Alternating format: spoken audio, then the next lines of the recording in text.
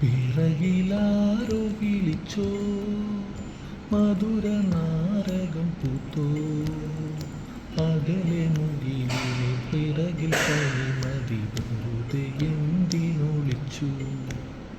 മുറിയിൽ കതകിന് വെളിയിലൊരു കിളി പതിയെ ഒന്നു ചിലച്ചു.